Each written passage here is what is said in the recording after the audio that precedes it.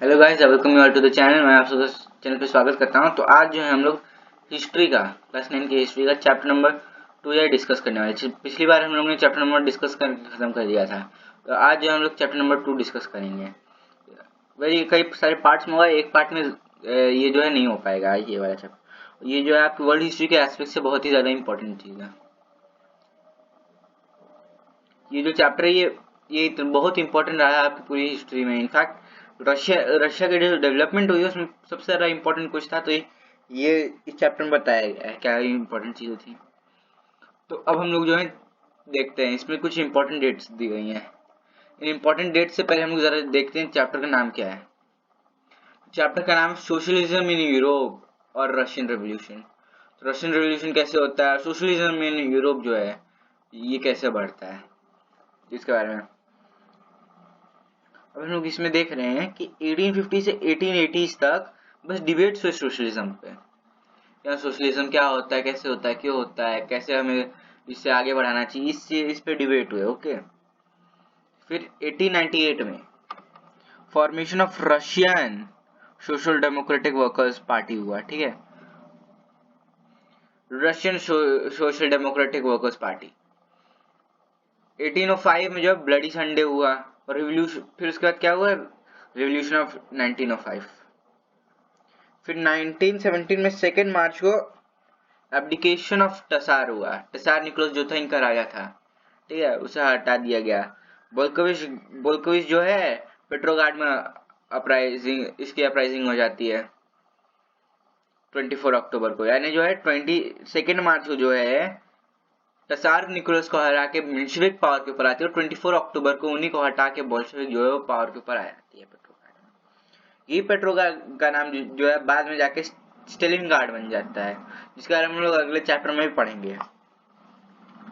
फिर 1989 में 1918 से 20 तक सिविल वॉर होती है, और सिविल वॉर के में जो है कई सारी फोर्सेस जो है मदद करती हैं अपोनेंट्स की। और जो मेंशेविक जो बोल्शेविक है, जो इनकी आर्मी है, इसे रेड आर्मी कहते हैं। अब रेड आर्मी जो है अपने आप को प्रोटेक्ट करने की कोशिश करती है against white army and the green army. फिर 1990 से क्या होता है, फॉर्मेशन ऑफ कॉमिंटर्न। अब कॉमिंटर्न क्या है इसके बारे में हम लोग जानेंगे। बेसिकली इसका फुल फॉर्म है कम्युनिस्ट इंटरनेशनल। ठीक है, फिर 1929 से बिगिनिंग ऑफ कल्टिवेशन होता है। अब हम लोग देखेंगे ये जो टर्म है सोशलिज्म, अब देख होंगे टाइटल में जो है यहाँ सोशलिज्म करके एक चीज दी गई है। सोशलिज्म क्या है ये हम लोग डिस्कस करते हैं, तो इसे डिस्कस करने के लिए हम लोग चले जाते हैं वापस से व्हाइट बोर्ड पे।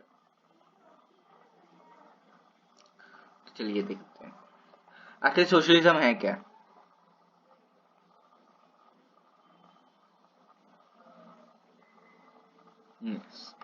तो हम लोग क्या डिस्कस करने वाले हैं, हम लोग डिस्कस करने हैं व्हाट इज सोशलिज्म। ठीक है, तो सोशलिज्म क्या होता है। सोशलिज्म बेसिकली वो चीज है, या वो थ्योरी है, या तो ऐसी पद्धति है जिसमें जो है क्या होता है कि जो भी रिसोर्सेज हैं चाहे वो मैन मेड हो या नेचुरल हो, ठीक है, चाहे वो मैन मेड हो या नेचुरल हो, जो मीन्स ऑफ प्रोडक्शन है, means of production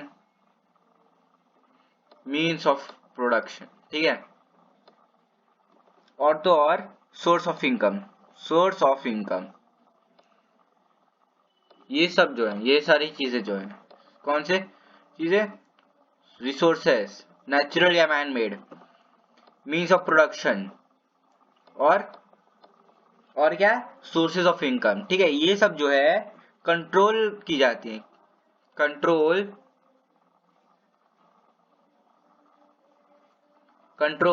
and owned by the society. इन्हें जो है सोसाइटी ओन करती है। इन सब के ओनर कौन होते हैं, पूरी सोसाइटी एक साथ होती है। क्या, सोशलिज्म बेसिकली एक ऐसी पद्धति है जिसमें रिसोर्सेस चाहे वो नेचुरल या ह्यूमन मेड हो, मीन्स ऑफ प्रोडक्शन और सोर्सेज ऑफ इनकम, ये सब जो है, ये सब चीजें कंट्रोल की जाती है, ओन की जाती है, यानी कि इनके जो इन्हें कंट्रोल करने वाले भी और ये जिसका होता है वो भी जो एक ही लोग है, यानी कि जो सोसाइटी है उसे हम लोग कहते हैं सोशलिज्म। ये बेसिकली यही चीजें दिखाती है सोशलिज्म। और हम जानेंगे कि सोशलिज्म की ओरिजिन कैसा हुआ और इसका इम्पैक्ट क्या था। हम लोग ये भी जानेंगे कि टाइप्स ऑफ सोशलिज्म क्या है, कितने टाइप के सोशलिज्म है और सोशलिज्म आखिर क्यों हुआ। ठीक है, वाई सोशलिज्म। सोशलिज्म क्या है, बेसिकली क्या है, सोसाइटी है। सोसाइटी में कुछ डिविजन आएंगे, सोसाइटी में कुछ डिवीजन आएंगे, उसे कुछ फैक्टर्स होंगे। ठीक है, फैक्टर्स। अब यही जो फैक्टर्स हैं, ये फैक्टर क्या था, ये इंडस्ट्रियल रिवॉल्यूशन था। और यही इंडस्ट्रियल रिवॉल्यूशन जो है ये सोशल इम्पैक्ट बना। सोसाइटी को जो है अलग करने का सोशलिज्म आखिर क्यों हुआ, because of social impact. Social impact कैसे पड़ा, बिकॉज ऑफ इंडस्ट्रियल रिवॉल्यूशन। ये इंडस्ट्रियल रिवॉल्यूशन की वजह से पड़ा और इसी की वजह से जो है सोसाइटी जो अलग हो गई, यानी सोसाइटी में ग्रेटर डिविजन आ गए। और ये इसी का जो फैक्टर था ये था इंडस्ट्रियल रिवॉल्यूशन। अब हम लोग इसे और थोड़ा क्लियरली समझने की कोशिश करेंगे with the help of timeline. ठीक है, टाइमलाइन कॉन्सेप्ट से मैं आपको समझाने की कोशिश करूंगा। समझ आता है तो ठीक है, नहीं तो हम लोग अगले क्लास में फिर से डिस्कस करेंगे, इससे आपको थोड़ा और क्लियरली समझ में आएगा। और आपको कुछ डाउट्स हैं तो आप कमेंट सेक्शन में पूछ सकते हैं, you are free to ask. तो बेसिकली हम लोग टाइमलाइन लिखने जा रहे हैं। ठीक है, आप देखेंगे कि 1789 में आपको फ्रेंच रिवॉल्यूशन स्टार्ट हुआ। कब हुआ, कब खत्म हो गया, 1815 तक खत्म हो गया नेपोलियन के हार के साथ। Okay, Napoleon defeated at the Waterloo, उसके बाद खत्म हो गया। और इसी के पैरेलल में क्या हो रहा था, इंग्लैंड में जो है इंडस्ट्रियल रिवॉल्यूशन हो रहा था। ओके, इंडस्ट्रियल रिवॉल्यूशन हो रहा था इसी के पैरेलल में। अभी जो है इसके से क्या हुआ, इंडस्ट्रियल रिवॉल्यूशन की वजह से इंडस्ट्रियल कैपिटलिस्ट क्लास जो है आईसी, इंडस्ट्रियल कैपिटलिस्ट क्लास जो है इसे राइस का मौका मिला, यानी ये ऊपर आ गई। अब इसकी वजह से क्या हुआ,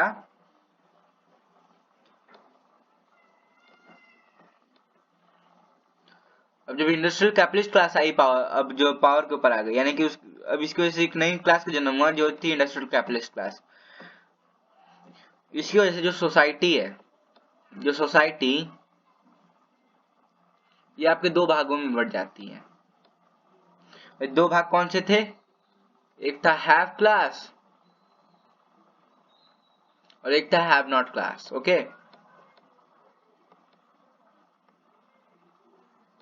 एक था हैव नॉट क्लास। अब हैव क्लास के पास बहुत सारा पैसा था, मतलब कि अनलिमिटेड मनी था, अनलिमिटेड मनी का सप्लाई था। हैव नॉट के पास जो था लिमिटेड सोर्स ऑफ मनी था, इनके पास इतना ज्यादा पैसा नहीं था। अब हम लोग देखते हैं इसी समय जब ये इंडस्ट्रियल रिवॉल्यूशन हुआ, इसी के समय आइडियोलॉजिकल चेंजेस आए। आइडियोलॉजिकल चेंजेस की वजह से जो है लोग जो है तीन तरीके में बट गए आइडियोलॉजी के हिसाब से। एक थे लिबरल्स, एक थे रेडिकल्स और फिर एक थे कंजर्वेटिव्स। ठीक है, लिबरल्स क्या है, रेडिकल्स क्या है, कंजर्वेटिव्स क्या है, ये सब जो है हम लोग चैप्टर में पढ़ने वाले हैं। ये पहले ही आपको पार्ट में मैं आपको एक्सप्लेन कर दूंगा कि ये तीनों जो डिविजन्स है सोशल और आइडियोलॉजिकल चेंजेस की वजह से जो तीन टाइप के लोग बने, ये आखिर इनकी आइडियोलॉजी क्या थी। जो इंडस्ट्रियल रिवॉल्यूशन है उसने क्या किया, आपकी सोसाइटी को जो है इसने ग्रेटर डिविजन्स लाए। इसकी वजह से जो है सोसाइटी में बहुत सारे चेंजेस आए और तो और इकोनॉमी में बहुत सारे चेंजेस आए। और ये इकोनॉमी में और सोसाइटी में कैसे चेंजेस आए, ये हम लोग जो है आगे के चैप्टर में हम लोग डिस्कस करने वाले हैं।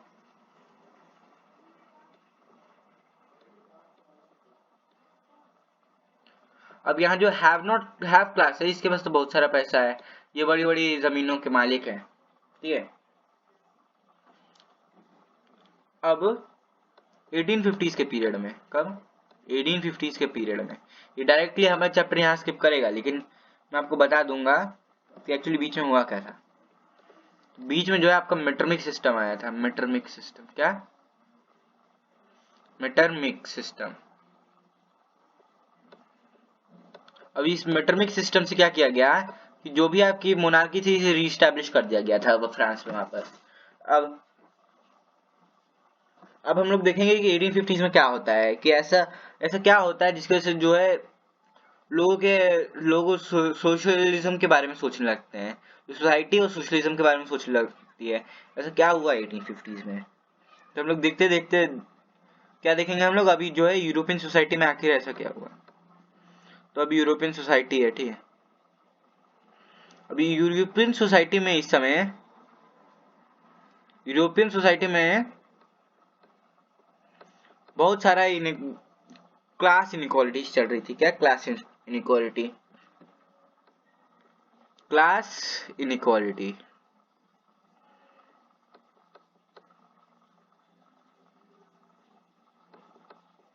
अब इसकी वजह से जो मीन्स ऑफ प्रोडक्शन है, जो मीन्स ऑफ प्रोडक्शन है आपका, अभी कैसे चल रही थी, ठीक है। तो इसमें क्या हुआ था, जो मीन्स ऑफ प्रोडक्शन है आपका, मीन्स ऑफ प्रोडक्शन प्राइवेट और इंडस्ट्रियल इंडिविजुअल। अब एक था आपका प्राइवेट यानी इंडस्ट्रियल इंडिविजुअल, प्राइवेट इंडिविजुअल, और एक थी आपकी सोसाइटी। मीन्स ऑफ प्रोडक्शन जो है सोसाइटी के हाथ में ना जाकर, सोसाइटी के हाथ में ना जाकर एक प्राइवेट इंडिविजुअल के हाथ में चला गया था। आप समझिए, एक आदमी जो है, एक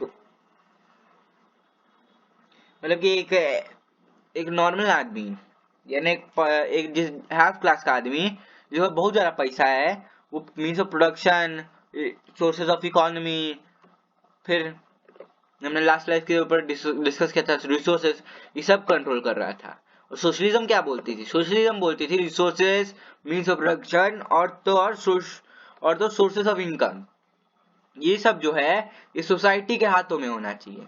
जबकि यहाँ क्या था कि प्राइवेट ओनर के हाथ में था, यानी प्राइवेट इंडिविजुअल के हाथ में। अब जो है इसी की वजह से दो टाइप की आइडियोलॉजी सामने आएंगे, एक थी लिबरल्स की, एक थी रेडिकल्स की। इसी कंटेम्प्रेरी टाइम में लिबरल्स जो हैं ये क्लास इनइक्वालिटी में जो प्राइवेट ओनरशिप थे इसे बढ़ावा देते थे। जबकि जो रेडिकल्स हैं ये पूरी तरह मना कर देते थे कि इन्हें कोई प्रॉब्लम नहीं कि हाँ किसी एक इंडिविजुअल के हाथ में प्रॉपर्टी रहे। इन्हें प्रॉब्लम ये है कि कुछ हाथों में ही ये जितनी भी इकोनॉमिक पावर है रहे पूरी की पूरी, तो इसीलिए इन्हें ये प्रॉब्लम थी। लिबरल्स जो है यूनिवर्सल एडल्ट फ्रेंचाइज में नहीं भरोसा रखते थे, यानी उन्हें नहीं चाहिए था कि हाँ यूनिवर्सल एडल्ट फ्रेंचाइज रहे। क्यों? क्योंकि वो नहीं चाहते थे कि वुमेन भी वोट कर पाए। लेकिन रेडिकल्स ने सपोर्ट किया, सफरेज मूवमेंट जो वुमेन का था उसमें बहुत ज्यादा सपोर्ट किया रेडिकल्स ने। फिर हम लोग इसमें दो रिवोल्यूशन देखेंगे, एक होगा जुलाई रिवोल्यूशन और फिर हम लोग देखेंगे फिर हम लोग देखेंगे फेब्रुअरी रिवोल्यूशन। अब इन दोनों की मदद से जो है हम लोग क्या होता है कि मोनार्की को कैसे झटका दिया जाता है, मोनार्की को कैसे हिलाया जाता है, ये हम लोग देखने की कोशिश करेंगे। विल ट्राई टू अंडरस्टैंड कि मोनार्की को कैसे हिलाया गया है। फिर हम लोग आगे ये भी देखेंगे, हम लोग आगे क्या देखेंगे, यूनिफिकेशन हो जाएगा। यूनिफिकेशन किसका होगा, इटली और जर्मनी का होगा। यानी कि इटली और जर्मनी जो पहले दुश्मन थे अब दोस्त बन जाएंगे। ये कैसे होगा ये हम लोग आगे पढ़ने वाले हैं इसी चैप्टर में। चलिए अब ज्यादा देर ना करके डायरेक्ट चैप्टर के ऊपर आ जाते हैं।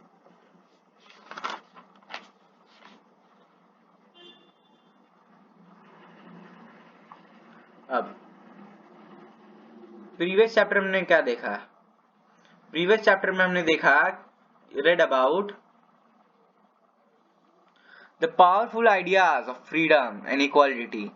जो पावरफुल आइडियाज थे फ्रीडम और इक्वालिटी के जो यूरोप में घूम रहे थे, circulated in Europe after French revolution.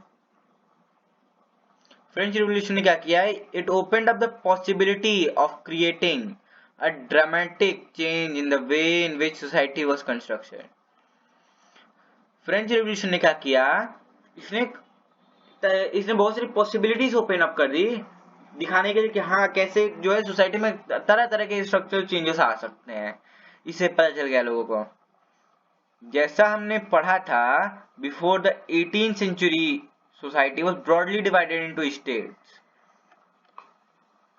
हमने क्या डिस्कस किया था, हमने डिस्कस किया था कि जो 18th सेंचुरी है उससे पहले सोसाइटी ब्रॉड डिविजन्स में थी स्टेट के, और ऑर्डर जो थे it was the aristocracy and the church which controlled economic and social power।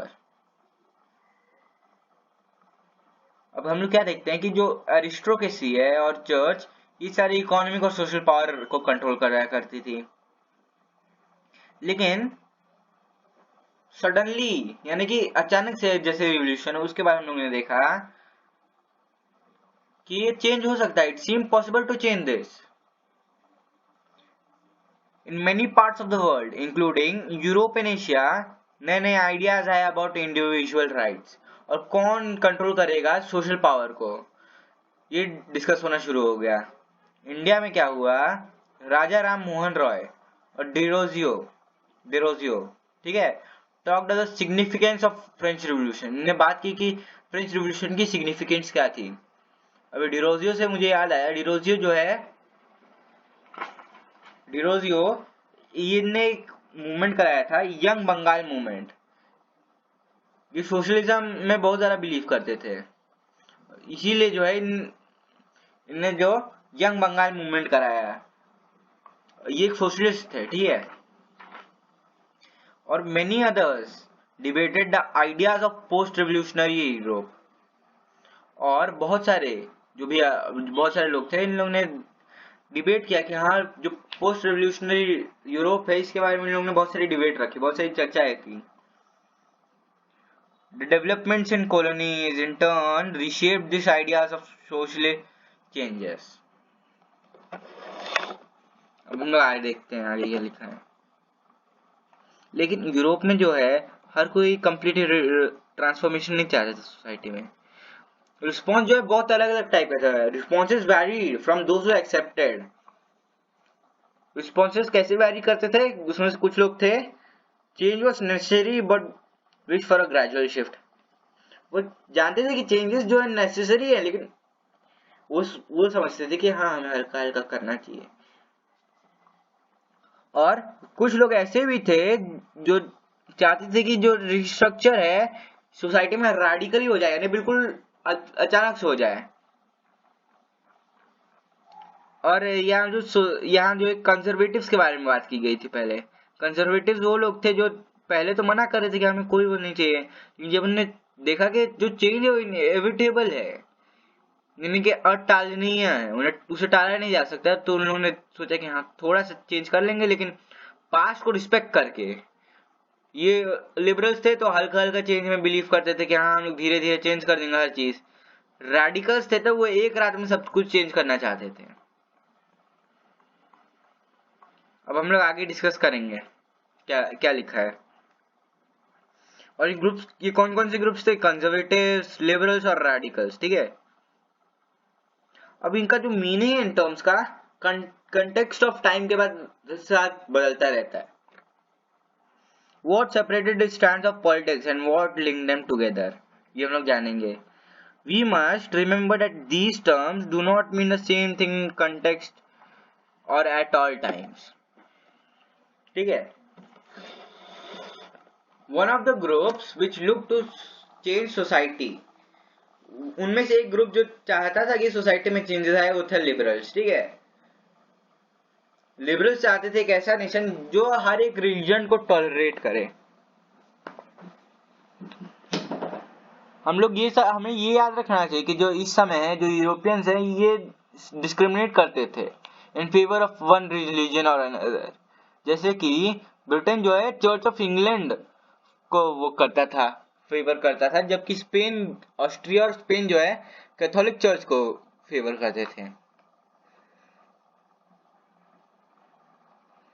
Liberals who opposed the control power of dynastic rulers. जो डायनेस्टिक रूलर्स हैं उनकी भी अनकंट्रोल्ड पावर को ये लोग अपोज करते थे। ये लोग चाहते थे कि जो इंडिविजुअल है उनकी राइट जो है गवर्नमेंट से सेफगार्ड हो, यानी कि जो इंडिविजुअल है वो जो इंडिविजुअल है उसकी राइट जो है यानी जो भी उसका अधिकार है वो उसके पास रहे कि हाँ गवर्नमेंट चाहे तो ये मेरे अधिकार नहीं ले सकती। और वो लोग चाहते थे कि they argued for representative elected parliamentary government subject to laws interpreted by well trained judiciary that was independent of ruler and officials. लोग ऐसी जुडिशियरी चाहते थे जो जिसपे ना रूलर का दबाव हो ना ऑफिशियल्स का दबाव हो। लेकिन वो डेमोक्रेट्स नहीं थे। क्यों? क्योंकि वो यूनिवर्सल एडल्ट फ्रेंचाइज पे बिलीव नहीं करते थे। और ये क्या है यूनिवर्सल एडल्ट फ्रेंचाइज क्या है? अपने हिस्ट्री में पढ़ा हुआ इसे कि हर एक सिटीजन जो है वो वोट कर सकता है। उन्हें लगता था कि जो मेन है जिनके पास प्रॉपर्टी है वही वोट करें बस, और वुमेन तो बिल्कुल ही वोट ना करें, ये वो लोग चाहते थे। इनके कॉन्ट्रास्ट में जो रेडिकल्स थे वो ऐसा नेशन चाहते थे जहां गवर्नमेंट जो है मेजॉरिटी ऑफ कंट्रीज पॉपुलेशन पे बेस्ड हो। इनमें से कई सारे लोगों ने वुमेन की सफराज मूवमेंट जो है सपोर्ट किया, और लिबरल्स की तरह ना हो कि इन लोगों ने क्या किया, they oppose the privileges of great landlords and wealthy factory owners. इन लोगों ने उन्हें भी अपोज किया जो बड़े बड़े लैंडलॉर्ड्स थे और वेल्दी फैक्ट्री ओनर्स थे। ये लोग एक्सिस्टेंस ऑफ प्राइवेट प्रॉपर्टी के खिलाफ नहीं थे, लेकिन इन्हें लगता था कि हाँ कॉन्स्टिट्यूशन ऑफ प्रॉपर्टी जो है कुछ हाथों में नहीं होना चाहिए, ये जो है सबके हाथों में होना चाहिए। तो इसीलिए जो है बाद में बोल्शेविक गवर्नमेंट जो है रिडिस्ट्रीब्यूशन ऑफ लैंड करेगी। ये कैसे करेगी हम लोग ये आगे जानेंगे। कंजर्वेटिव इनके कॉन्ट्रास्ट में एक अलग ही ग्रुप था, लेकिन फ्रेंच रेवोल्यूशन के बाद even conservatives have open their mind for the need to change. Earlier 18th century में क्या था, कंजर्वेटिव जो हैं वो जनरली अपोज क्या करते थे कि आइडिया ऑफ चेंज को, जो आइडिया ऑफ चेंज है इसे जनरली अपोज क्या करते थे कंजर्वेटिव्स। लेकिन 19th सेंचुरी में उन्हें लगा कि हाँ कुछ चेंजेस किए जाने चाहिए, ये जो है ये टाले नहीं है, इन्हें चेंज करना ही पड़ेगा। लेकिन ये भी बिलीव करते थे कि जो पास्ट है उसे रिस्पेक्ट करना है और चेंजेस स्लो प्रोसेस में लाने हैं। तो अभी जो है हम लोग ने किसके बारे में पढ़ा, हमने पढ़ा कि फ्रेंच सोसाइटी है, इसमें 3 टाइप के लोग थे। इसमें जो है 3 टाइप के लोगों का आइडियोलॉजिकल ट्रांसफॉर्मेशन हुआ था, एक थे कंजर्वेटिव्स, एक थे लिबरल्स और एक थे रेडिकल्स। लिबरल्स को कुछ पावर्स मिली थी चार्टर एक्ट 1813 से, इसके बारे में हम लोग बाद में डिस्कस करेंगे। तो अभी तक की कहानी क्या है जो हमने डिस्कस की है, अभी तक की कहानी हम लोग समझते हैं ब्लैक बोर्ड पे। तो अभी तक हमने क्या देखा है, सोसाइटी पे फोकस क्यों गया, आखिर ये जो सोसाइटी है इस पे फोकस क्यों गया। इसमें फोकस बेसिकली इसलिए गया क्योंकि इंडस्ट्रियल रेवोल्यूशन आ गया था। ओके, और इंडस्ट्रियल रेवोल्यूशन अपने साथ कई सारे इकोनॉमिक और इकोनॉमिक और सोशल चेंजेस लाया था। ठीक है, इकोनॉमिक और सोशल चेंजेस लाया था। वे चेंजेस क्या थे, तो बेसिकली थे इसके लिए जो है इंडस्ट्रियल इकोनॉमिक और सोशल चेंजेस कैसे हुआ। इकोनॉमिक और social changes basically industrial revolution की वजह से हुआ। ओके, अब इंडस्ट्रियल रिवॉल्यूशन में तो इसके कुछ इवेंट्स टेक प्लेस करेंगे, इवेंट्स। और ये इवेंट्स कहाँ हुए, जो इवेंट टेक प्लेस किए या फिर इंग्लैंड में होते हैं। आखिर इंग्लैंड में ही क्यों हुए, इंग्लैंड में बेसिकली इसलिए हुए, इंग्लैंड में बाकी सब जगह जो है अभी डेमोक्रेसी के लिए लड़ाई चल रही है, जबकि इंग्लैंड में जो है जो आपकी कैपिटलिस्ट क्लास है, कैपिटलिस्ट क्लास फुल पावर में एंजॉय कर रही है। हाँ फुल पावर है, हमें कोई रोकने वाला नहीं है एक्सेप्ट द क्वीन। ठीक है, और क्वीन भी इनका बहुत ज्यादा सपोर्ट करे, इसकी वजह से जो है यहाँ इंडस्ट्रियल रिवॉल्यूशन टेक प्लेस किया। इंडस्ट्रियल रिवॉल्यूशन हुआ है, कुछ इम्पैक्ट होंगे। ठीक है। अब इम्पैक्ट क्या था, तो आपका इम्पैक्ट था कि इसकी वजह से सोसाइटी में आपके दो टाइप के लोग हो गए। सोसाइटी में आपके दो टाइप के लोग हो गए, इनफैक्ट इको सोसाइटी में, इकोनॉमिक और सोसाइटी में। और ये दो टाइप के लोग कौन थे, एक था ओनर, यहाँ जो है ओनर, यानी कि जो जॉब दे रहा था, यानी इंडस्ट्रियलिस्ट जो है, जो आपका बहुत ज्यादा पैसा वाला था, ओनर था, जॉब दे रहा था, जॉब गिवर था। और दूसरे जो थे वर्कर्स थे, ठीक है। वर्कर्स क्या थे, जॉब सीकर्स थे, लेबर्स थे आपके। फिर जो लेबर्स हैं आपके जॉब सीकर्स हैं। इंग्लैंड में जो है अब जो इंग्लैंड में ये हुआ है इंडस्ट्रियल रेवोल्यूशन, इस वजह से जो है यूरोप में जॉब सीकर्स की मात्रा बढ़ गई। जॉब सीकर्स की मात्रा बढ़ती है तो हम लोग देखते हैं कि सोसाइटी में दो टाइप के लोग आ जाते हैं। एक होती है हैव क्लास, एक होती है हैव नॉट क्लास। इसके इन दोनों क्लासेस के बीच कॉन्फ्लिक्ट हो जाता है, इन दोनों क्लासेस के बीच कॉन्फ्लिक्ट हो जाता है। और ये सब का कारण क्या है, इन सब का कारण है आपका प्राइवेट ओनरशिप। प्राइवेट ओनरशिप मतलब अभी तक की कहानी आपको एक्सप्लेन कर दी मैंने, समझ में आ गया आप अभी तक की कहानी चल रही है। एक बार और डिस्कस कर लेते हैं। सोसाइटी में जो है इंडस्ट्रियल रेवोल्यूशन की वजह से कई सारे चेंजेस आए और हमने सोसाइटी पे भी इसलिए फोकस किया। अब ये जो चेंजेस आए, इकोनॉमिक और सोशल चेंजेस आए, दोनों आए थे। ये किसकी वजह से आए थे, इंडस्ट्रियल रेवोल्यूशन की वजह से। जो इंडस्ट्रियल रेवोल्यूशन हुआ था इसके कुछ इवेंट्स टेक प्लेस करेंगे। इवेंट्स कहाँ टेक प्लेस किए, इंग्लैंड में। इंग्लैंड में जो है जब ये इवेंट्स टेक प्लेस किए तो यूरोप में जॉब सीकर्स की मात्रा बढ़ गई। जॉब सीकर्स को क्या काम करना पड़ता, लेबर्स का, वर्कर्स का। अब इंडस्ट्रियल रेवोल्यूशन कुछ इम्पैक्ट थी। इम्पैक्ट क्या थी, सोसाइटी में दो टाइप के लोग हो गए। इकोनॉमिक सोसाइटी में दो टाइप के लोग हो गए, एक थे ओनर और एक थे वर्कर्स। वर्कर्स यानी लेबर्स, और ओनर यानी जो इंडस्ट्रियलिस्ट थे, यानी जो इंडस्ट्रीज के मालिक थे, वो जो जॉब गिवर बन गए। यानी आप समझ गए अभी तक आपकी क्या स्टोरी चल रही है। हम लोग आगे देखेंगे तो क्या होता है। अभी इंडस्ट्रीज लगाने के लिए आपको लोकेशन चाहिए। अब ये इंडस्ट्रीज आप कहाँ लगाओगे, इंडस्ट्रीज कहाँ लगाओगे, वेयर। तो इस सीधा आंसर है, आप इसे अर्बन एरिया में लगाओगे, अर्बन एरिया में, ठीक है। और क्यों अर्बन एरिया में लगाओगे, क्योंकि यहाँ जो है फैक्टर्स ऑफ प्रोडक्शन आपके हैं अच्छे खासे। फैक्टर्स ऑफ प्रोडक्शन क्या है आपको अच्छे से पता होगा, आपने ज्योग्राफी में पढ़ा होगा पिछले से। फैक्टर्स ऑफ प्रोडक्शन, ठीक है। अब फैक्टर्स ऑफ प्रोडक्शन जो है बेसिकली आपके तब अर्बन एरिया में अवेलेबल थे। अब इसी टाइम में क्या होता है कि जो इंग्लैंड है वो इतने जोर शोर से अपने जो भी कोयला वगैरह इतने जोर शोर से चला देता है कि अब पहले जो है सबसे पहले कोयला इंग्लैंड में पाया गया था, लेकिन अब जो है वो बहुत छोटी मात्रा में सप्लाई कर पाता है। इनफैक्ट उसके यहाँ बहुत कम कोयला मिलता है। अभी इंडस्ट्रियल रिवॉल्यूशन की वजह से जो आईआर है, न्यू मेथड ऑफ प्रोडक्शन आ गए, मेथड ऑफ प्रोडक्शन बदल गया आपके, ठीक है।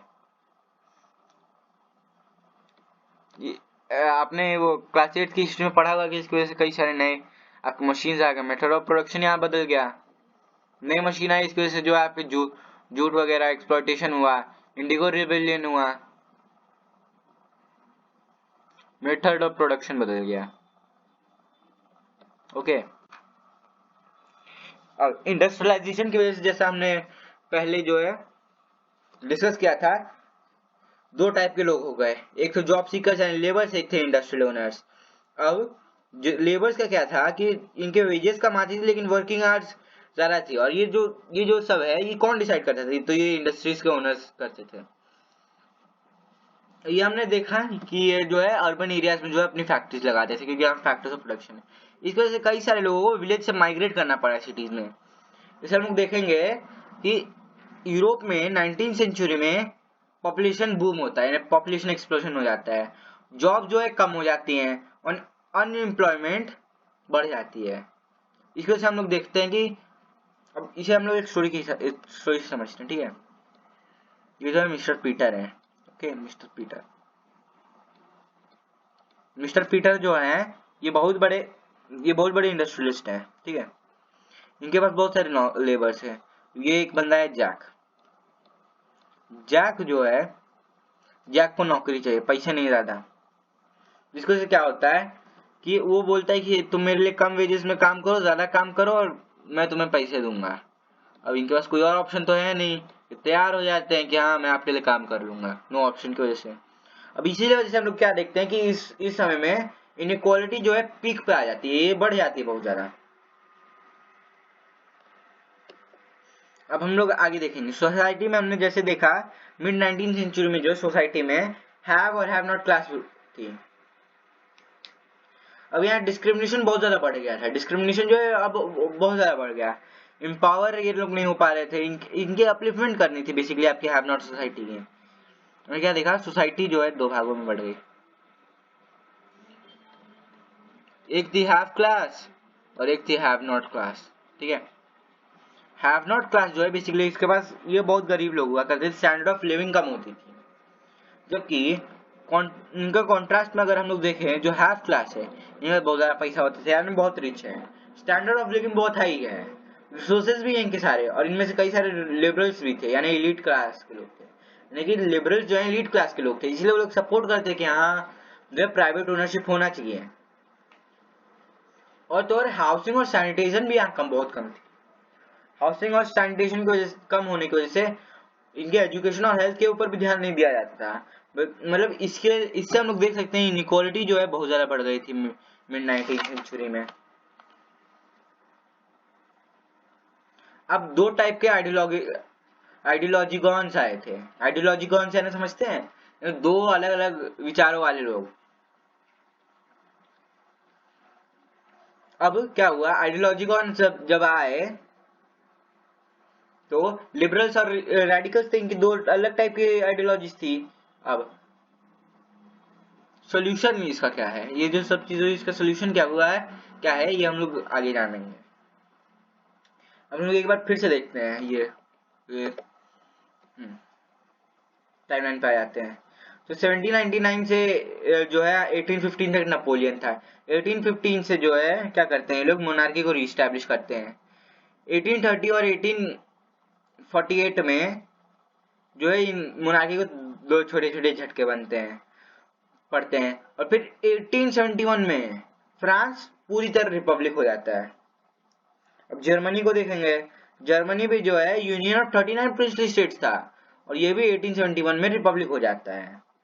ऐसे यही होता है इटली के साथ। रशिया थोड़ा टाइम लगाता है, जिसके बारे में जब हम लोग पढ़ेंगे तो 1917 में होता है, और ये फाइनली रिवोल्यूशन हो जाता है यानी 1817 में, 1970 में। जो है ये सब जो जगह है, इन सब में हम लोगों ने देखा कि जो मोनार्की है इसे हटा दिया और रिपब्लिक फॉर्म गवर्नमेंट लाया। किसने, लिबरल्स और रेडिकल्स ने। वेल एक्सेप्ट रशिया, रशिया में जो सोशलिस्ट गवर्नमेंट आई है। अब हम लोग इसी कॉन्ट्ररी टाइम में देखेंगे कि मजीनी नाम का एक बंदा है। कौन, मजीनी, ठीक है। मजीनी जो है ये एक ग्रुप बनाता है, ग्रुप ऑफ पीपल बनाता है, जिसे ये नाम देता है यंग इटली। ये जो है आपके लिए इंपॉर्टेंट क्वेश्चन हो गया, ठीक है। मजीनी कौन है, आप गूगल पे सर्च कर सकते हैं। मजीनी बेसिकली एक्टिविस्ट है, ठीक है। मजीनी जो है क्या करता है कि यंग इटली करके, यंग इटली नाम से एक वो बनाता है, ग्रुप बनाते हैं जो रिवोल्यूशन करती है इटली में। अब हम लोग आगे देखेंगे क्या हुआ। अब हम लोग राइज ऑफ सोशलिज्म के बारे में देखते हैं। Rise of socialism, rise of socialism.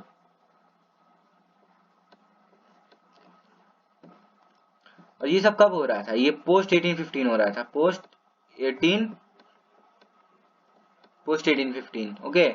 एक तरफ हमारा राइज ऑफ सोशलिज्म चलेगा। अभी से डिफाइन कैसे करते हैं, डिफाइन करना है, टाइप्स इसके क्या हैं और ये क्यों होता है, ये सब हम लोग जानेंगे। फ्रांस में जो, फ्रांस, इटली, जर्मनी, रशिया में जो है नई टाइप की गवर्नमेंट आ जाती है इसकी वजह से, और मोनार्की को हटा दिया जाता है। Monarchy versus liberals, radicals, revolutionaries हो जाता है। यानी किंग वर्सेस जो राजा होता है आपका या रानी, जो मोनार्क होता है, वर्सेस पीपल हो जाता है। अब इसी कॉन्ट्ररी टाइम में हम लोग देखते हैं इंडस्ट्रियल रिवोल्यूशन होता है। इंडस्ट्रियल रिवोल्यूशन की वजह से जो सोसाइटी है दो पार्ट में डिवाइड हो जाती है, हैव और हैव नॉट, रिच और पुअर। बिकॉज जो है इंडस्ट्रियल इंडिविजुअल राइट्स का सवाल आता है, और इंडिविजुअल राइट्स में क्या क्या और इसके रीजन क्या होते हैं आपके सोशल, इकोनॉमिक, पॉलिटिकल और रिलीजियस। इसके कई सारे वो जो है हमारे रीजन आएंगे, इसके बारे में हम लोग आगे पढ़ने वाले हैं। फिर जो है हम लोग क्या देखते हैं, फ्रेंच रिवॉल्यूशन में हम लोग ने क्या देखा था। फ्रेंच रिवॉल्यूशन में हमने देखा था कि लिबरल्स हैं जो क्या कहते हैं कि जो आदमी जो है फ्री होना चाहिए। फ्री किस लिए होना चाहिए, ताकि वो डिसाइड कर पाए कि इकोनॉमी कैसे बढ़ाएगा, और उसके पास फ्री मार्केट होना चाहिए डिसाइड करने के लिए कि हाँ हम लोग मार्केट में क्या चलाएंगे। और तो और जो है जो आदमी है उसके पास प्राइवेट प्रॉपर्टी होनी चाहिए, मीन्स ऑफ प्रोडक्शन होना चाहिए, और इसमें जो स्टेट का कोई रोल नहीं होना चाहिए। इंडस्ट्रियल रिवॉल्यूशन की वजह से क्या हुआ, क्लास इनइक्वालिटीज है सोसाइटी में, और तो इंडिविजुअल को जो है बहुत सारा प्रॉफिट हुआ, ओनर्स को, और वर्कर्स को जो है बहुत कम पैसा मिला, यानी मिनिमल रिसोर्सेज थे, जबकि ओनर्स के पास पूरा रिसोर्सेज था। ये हमने देखा, ठीक है। अब हम लोग इंडस्ट्रियल रिवॉल्यूशन के बारे में देखते हैं। इंडस्ट्रियल रिवॉल्यूशन क्या है। इंडस्ट्रियल रिवॉल्यूशन हमने जैसे डिस्कस किया, सोसाइटी में जो है दो डिवीजन ले आता है। मैं कई बार रिपीट कर रहा हूँ, लेकिन ये बहुत जरूरी है समझने के लिए। एक है हैव क्लास और एक है have not class. Have not class. अब इसकी वजह से क्या होता है, मीन्स ऑफ प्रोडक्शन जो है ये क्या चाहते हैं, सोसाइटी क्या चाहती है, सोसाइटी चाहती है जो मीन्स ऑफ प्रोडक्शन है सोसाइटी के हाथ में आए, यही है सोशलिज्म। और तो और इंडस्ट्रियल रिवॉल्यूशन की वजह से क्लास इनइक्वालिटीज आती हैं, क्लास इनइक्वालिटीज आती हैं। अभी कैसे इसे ठीक करा है, इसका समाधान क्या है क्लास इनइक्वालिटीज का, ठीक है। क्लास इनइक्वालिटीज का समाधान क्या है, तो क्वेश्चन ये रहा है कि क्लास इनइक्वालिटीज का समाधान क्या है। तो इसके लिए क्या हुआ, यूरोपियन इनलाइटमेंट हुआ। यूरोप में जो भी लोग हैं उनका इनलाइटमेंट हुआ। अभी यूरोपियन इनलाइटमेंट की वजह से जो है कई सारे थिंकर्स आ गए। थिंकर्स ने क्या किया, सोचा कि हाँ इसे कैसे हटाया जाए।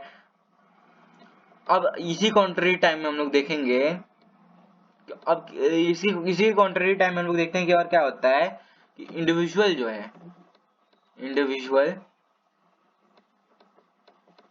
इसके हाथ में मीन्स ऑफ प्रोडक्शन आ जाती है, मीन्स ऑफ प्रोडक्शन। और जब मीन्स ऑफ प्रोडक्शन हाथ में आ जाएगी तो कॉन्सेंट्रेशन ऑफ वेल्थ हो जाती है, कॉन्सेंट्रेशन ऑफ वेल्थ। इसकी वजह से जो भी रिसोर्सेज हैं, पॉलिटिकल पावर है, ये सब ऑटोमेटिकली इसी इंडिविजुअल के हाथ में आ जाती है। अब समझिए, जिसके पास कोई प्रॉपर्टी नहीं है, यानी मीन्स ऑफ प्रोडक्शन नहीं है, उसके पास कुछ नहीं है, कॉन्सेंट्रेशन ऑफ वेल्थ भी नहीं होगी, रिसोर्सेज भी नहीं होंगे, पॉलिटिकल पावर भी नहीं होगी। यानी कि बेसिकली आपके जो वर्कर्स थे यानी वेज वर्कर्स थे, वो किसी काम, उनके पास कुछ नहीं था।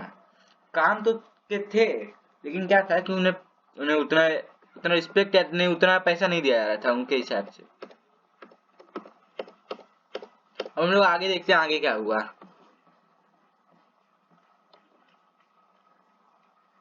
आगे हम लोग देखेंगे, these political trends were signs of new time.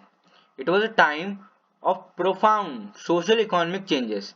It was a time when new cities came up, new industrial regions developed, railways expanded, and an industrial revolution occurred. Industrialization brought men, women, children to factories. Work hours were often long and wages were poor.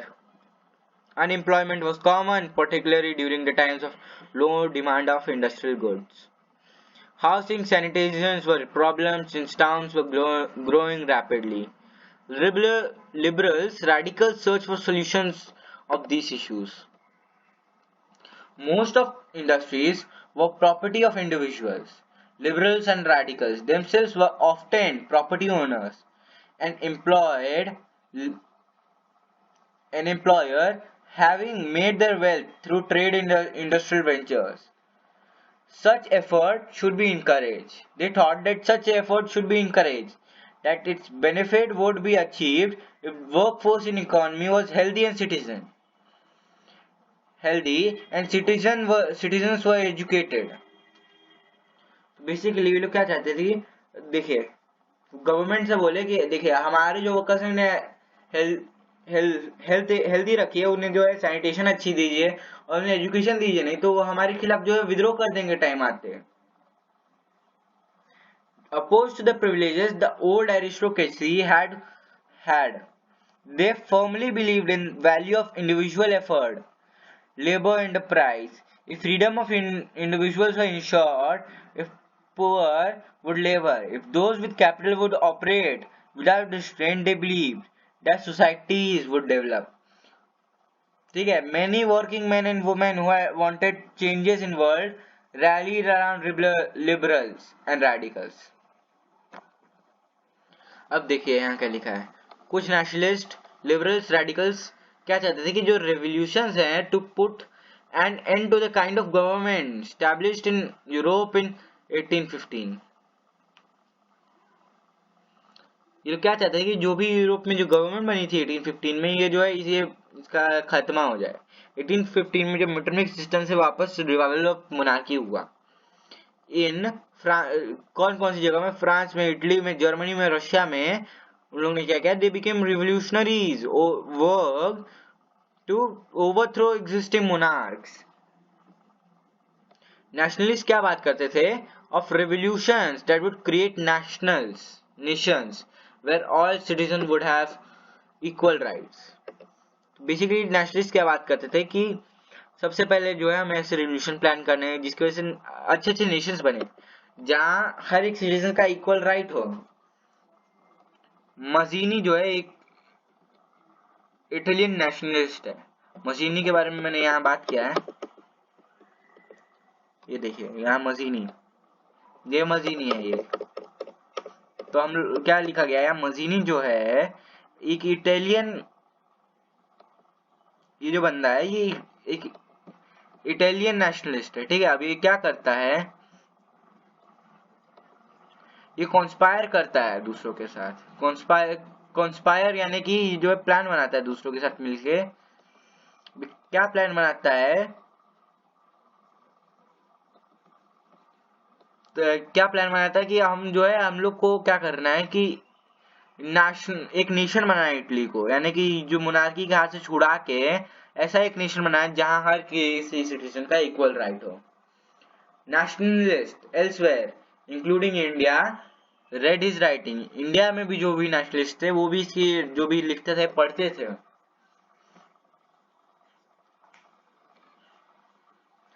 लेकिन जो far reaching vision था society का जो कभी बना था वो था सोशलिज्म।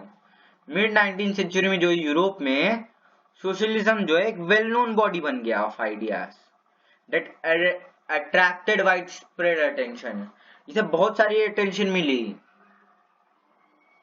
सोशलिस्ट जो थे प्राइवेट प्रॉपर्टी के अगेंस्ट थे, यानी जो था वो लोग चाहते थे कि जो भी सोसाइटी है उसके पूरे हाथ में होना चाहिए, जो भी ये जो है आपका जमीन वगैरह है, प्रॉपर्टी वगैरह है, इंडस्ट्रीज है। And saw it as the root of all social ills of the time. Why individual owned the property that gave employment, but the propertied were concerned only with the personal gain. जो individuals थे उनके पास property तो थी, employment भी देते थे, लेकिन उनका कंसर्न क्या था कि हाँ हमें हमारा बस पर्सनल गेन होना चाहिए, और उनका कुछ भी लेना देना नहीं था कि वेलफेयर हो उनके किसी का उनकी प्रॉपर्टी से, प्रोडक्टिव से। जो भी उनका प्रॉपर्टी प्रोडक्टिव है उससे किसी का भी फायदा हो, किसी का भी वेलफेयर हो, उससे उन्हें कोई मतलब नहीं था। हमारा वेलफेयर होना चाहिए, हमारी कंपनी है, हमारी इंडस्ट्री है, ये उनका व्यवस्था है। So, if society as a whole rather than single individuals, वो चाहते थे कि जो सोसाइटी है वो एक होकर rather than single individual control the property, ज्यादा अटेंशन दी जाएगी, would be paid to collective social interest, ठीक है। अब आगे हम लोग देखते हैं क्या होता है। Socialist wanted to change and campaign for it, यानी इसमें जो है सोशलिस्ट चाहते थे कि इसमें कुछ चेंज हो, और इसके लिए उन्होंने कई सारे कैंपेन भी किए। How would a society without property operate? what would be the basis of socialist society? Well ये जो है ये मॉडल्स के बारे में, जो भी आपके सोसाइटी, जो भी आपके सोशल मॉडल्स बने थे, जो भी आपकी कंपनी का मॉडल्स बने थे सोशल, वेल मैं आपको फ्लो चार्ट पे एक्चुअली बता देता हूँ, क्योंकि ऐसे पढ़ाऊंगा तो बहुत टाइम लगेगा। इसलिए फ्लो चार्ट पे आ जाते हैं, यहाँ जो मैं आपको बता एक्सप्लेन कर देता हूँ।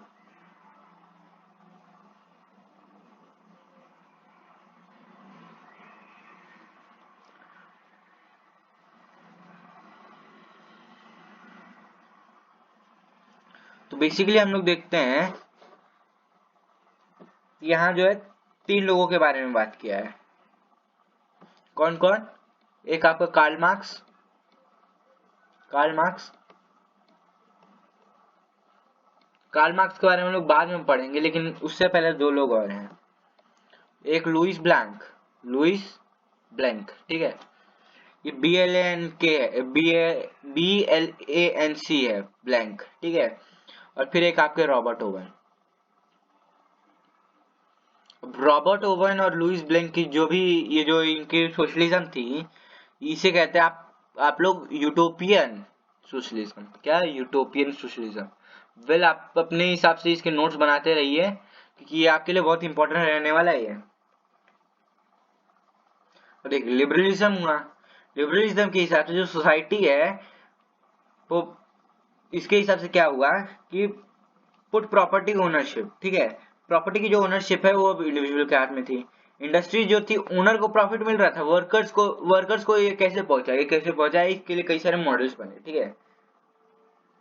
अब प्राइवेट ओनरशिप को मना करके जो है कलेक्टिव ओनरशिप की तरफ लोग पहुंचे, यानी सोसाइटी जो है वो कंट्रोल करेगी आपका जो भी ओनरशिप वगैरह, यानी कि जो भी आपकी इंडस्ट्रीज है। सबसे पहले हम लोग कौन सा वाला मॉडल डिस्कस करने वाले हैं? तो सबसे पहले हम डिस्कस करेंगे रॉबर्ट ओवन का मॉडल। रॉबर्ट ओवन का जो यूरोपियन सोशलिज्म को मॉडल वो क्या कहता है? तो इनका जो मॉडल है, इसमें इसे कहते हैं कोऑपरेटिव मॉडल को। ये जो कोऑपरेटिव मॉडल है रॉबर्ट ओवन का, ये जो है अभी अमूल फॉलो करती है।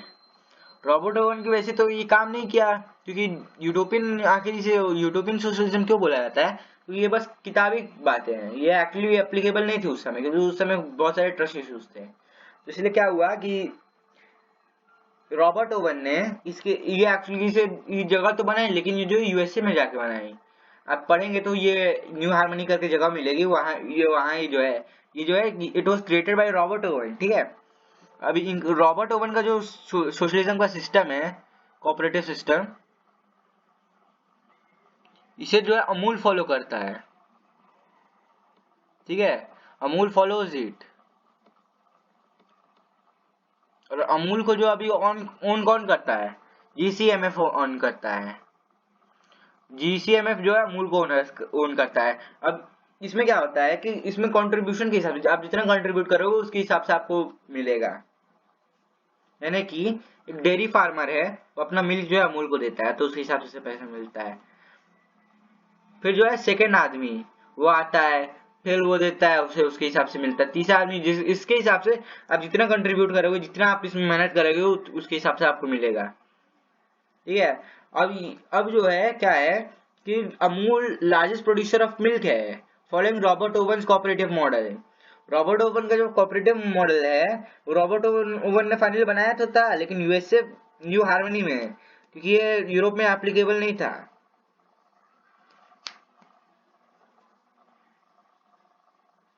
अब हम लोग सेकेंड टाइप के कोऑपरेटिव मॉडल के बारे में डिस्कस करते हैं। तो सेकेंड टाइप का जो कोऑपरेटिव मॉडल है, इसमें बोला गया है, ये जो सेकेंड टाइप का कोऑपरेटिव मॉडल है, ये किसका है? तो ये लुइस ब्लैंक का है। लुइस ब्लैंक का जो कोऑपरेटिव मॉडल है, वो बोलता है जो गवर्नमेंट है इसे नेशनलाइजेशन कर देना चाहिए। गवर्नमेंट को नेशनलाइजेशन कर देना चाहिए जो भी प्राइवेट प्रॉपर्टी है उसका, और फिर उनके कोऑपरेटिव्स बनाने चाहिए। गवर्नमेंट को जो है प्राइवेट प्रॉपर्टीज को ले लेना चाहिए, ठीक है, और उसे नेशनलाइज करके उसे कोऑपरेटिव्स में चलाना चाहिए। अब ये सिस्टम आपको कहीं दिखेगा इंडिया में, कहाँ? पंजाब नेशनल बैंक में। पंजाब नेशनल बैंक को जो है गवर्नमेंट और प्राइवेट एंटिटीज दोनों ओन करते हैं। इसमें क्या एसोसिएशन ऑफ पीपल जो है ओन करते हैं इसे, मतलब कि लुइस ब्लैंक की अब जो है ये भी बात जो है पूरी तरह से ठीक नहीं रही। क्यों? क्योंकि गवर्नमेंट उस समय कुछ ऐसा सपोर्ट नहीं करती थी। इसलिए कार्ल मार्क्स ने बोला एक काम करो, तुम जाओ दूध पियो, तुम दोनों ये सब काम मुझ पे छोड़ दो, तुम अभी बच्चे हो। इसने नई टाइप के तो बेसिकली हम लोग इसे शॉर्टकट में समझते हैं क्या था। रॉबर्ट ओवन बोलता था इंडिविजुअल कोऑपरेटिव्स होने चाहिए। लुइस ब्लैंक बोलता था कि गवर्नमेंट जो है कोऑपरेटिव्स को ओन करे, ठीक है। और कार्ल मार्क्स जो था रिवोल्यूशनरी थॉट का था, इसने जो है क्लासिफिकेशन क्या था लोगों का, हैव और हैव नॉट क्लासेस में। अब इसके हिसाब से क्या था, ये जो तीनों सोचते थे, इन तीनों की सोच के हिसाब से तीनों की सोच तो एक थी लेकिन एग्जीक्यूशन का टाइप अलग था।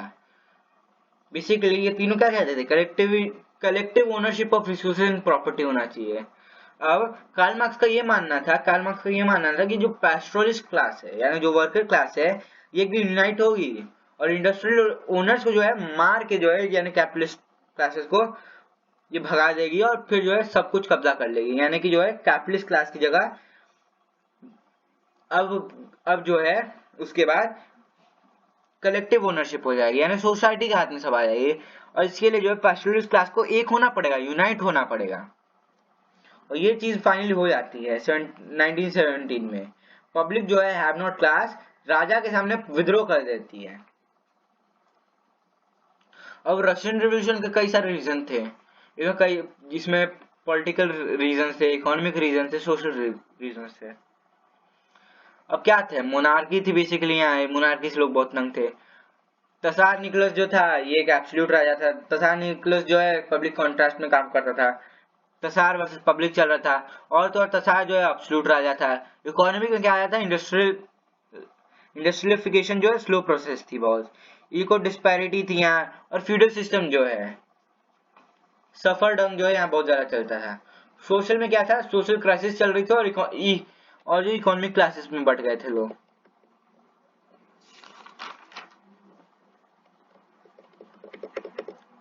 चलिए वापस से चैप्टर को आते हैं। ये जो है यहाँ तक हमने डिस्कस कर लिया है। सपोर्ट ऑफ सोशलिज्म जो है अब हम लोग ये देखेंगे।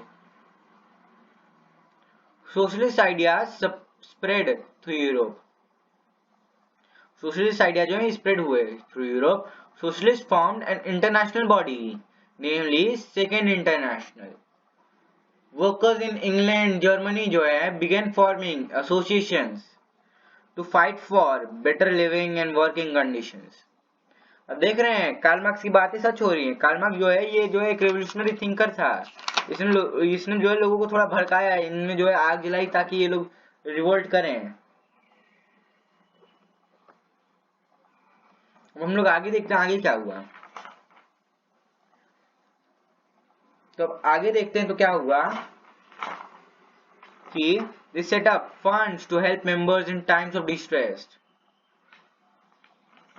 यानी कि क्या हुआ कि जब डिस्ट्रेस चल रहा था तब इन लोगों ने जो फंड्स कलेक्ट किए ताकि इनके जो भी लोग हैं उनका रिडक्शन ऑफ उनका जो है डिस्ट्रेस के टाइम में उनकी हेल्प हो सके।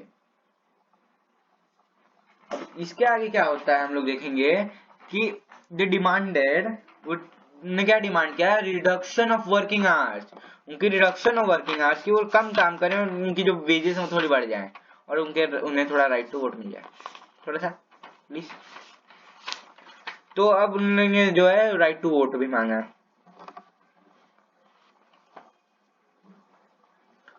अब reduction of working hours, right to vote. In Germany this association work closely with the social democratic party SPD। It helped and helped it win parliamentary seats। फिर 1905 में जो है सोशलिस्ट और ट्रेड यूनियंस जो है लेबर पार्टी फॉर्म करते हैं Britain में और सोशलिस्ट पार्टी फ्रांस में। लेकिन 1940 में जो सोशलिस्ट हैं never succeed in forming a government in Europe. Represented by strong figures in parliamentary politics, the ideas did shape legislature. In government जो है कंटिन्यू कर रही है, continue to be run by conservatives, liberals और radicals, ठीक है।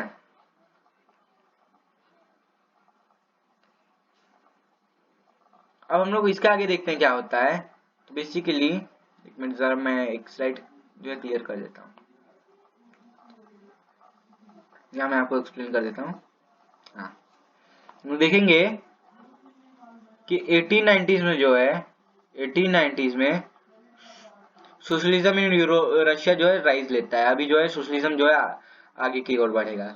और जब सोशलिज्म राइज लेता है तो आपकी एक पार्टी है दो हिस्सों में बढ़ जाती है।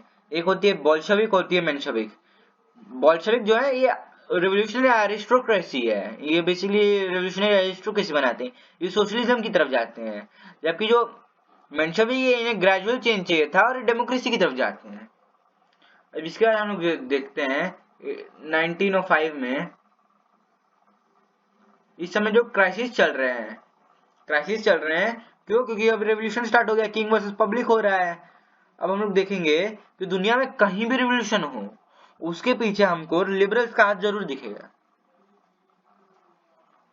ऐसे ही 1688 में इंग्लैंड में एक रेवोल्यूशन होता है। और रेवोल्यूशन कौन सा है? ये है ग्लोरियस रेवोल्यूशन। कौन सा? Glorious revolution.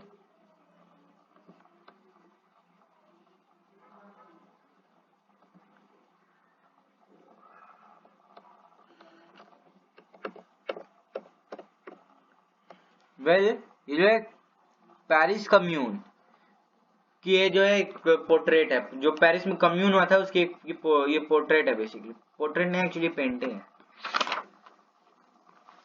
अब जो है हमने आज का चैप्टर जो डिस्कस कर लिया है। जाने से पहले जो है मैं आपको एक छोटा सा टॉपिक और जो है थोड़ा एक्सप्लेन कर देता हूँ, उसके बाद हम लोग जो है ये क्लास को फुली जो है हम लोग खत्म कर देंगे। अब जो है सिग्निफिकेंस ऑफ जो है आपका कॉन्स्टिट्यूशन क्या होता है? सिग्निफिकेंस ऑफ कॉन्स्टिट्यूशन जो है सेपरेशन ऑफ पावर होता है। सेपरेशन ऑफ पावर की वजह से जो तीन टाइप के हमारे चीजें बन जाती है ना, तीन जगह सेपरेशन हो जाता है पावर्स का। एक जुडिशरी, एक एग्जीक्यूटिव होता है और एक लेजिस्लेचर होता है। लेजिस्लेचर जो है पब्लिक हो जाएगी, मान लिया थोड़ी देर के लिए, और एग्जीक्यूटिव को राजा रख देंगे। अब जो राजा है उसके बाद जुडिशरी जो है आप चेक रखेगी।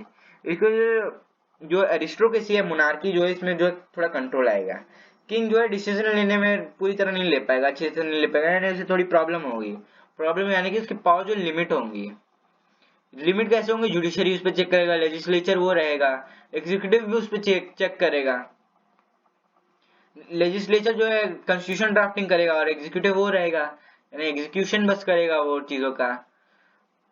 अब जो है सिग्निफिकेंस ऑफ कॉन्स्टिट्यूशन में क्या होता है कि जो डॉक्यूमेंट है ये कॉन्स्टिट्यूशन हमारा डॉक्यूमेंट है, ये हमारे राइट्स डिमांड्स को दिखाता है, पब्लिक के जो पॉजिटिव्स हैं वो दिखाता है, और गवर्नमेंट के नेगेटिव्स दिखाता है, लेकिन गवर्नमेंट को रिस्ट्रिक्ट करता है। अब जो है होपफुली यहाँ जो है हम लोग क्लास को जो है खत्म कर देते हैं। खत्म नहीं, हम लोग जो है क्लास को यहाँ रोक देते हैं। Thanks for watching.